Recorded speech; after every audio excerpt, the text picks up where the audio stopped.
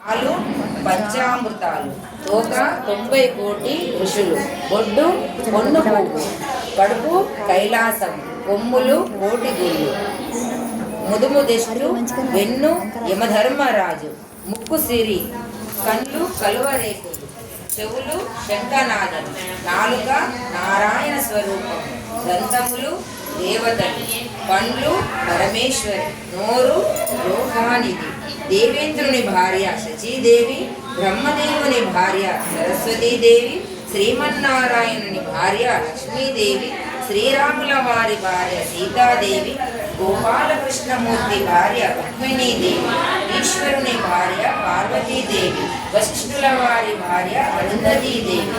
వీరంతా కూడి తాతాకాలమున లేచి ఆడవారు చేసిన పాపములు ఎలాగును పోవును కృష్ణ అని అడిగినారు.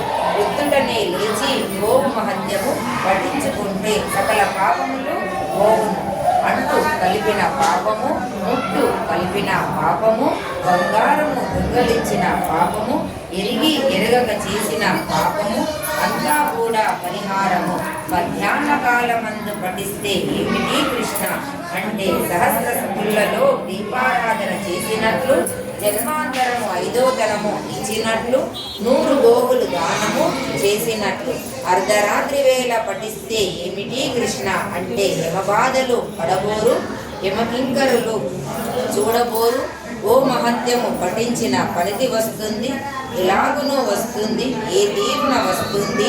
తన కంబరాలతో తులతూగుతూ, తులభారాలతో తులతూగుతూ తన భర్తను తలుచుకొని, తన పుత్ర పుత్రిక పౌత్రులను తలుచుకొని, మిత్ర బాంధవులను కొని లక్ష్మీ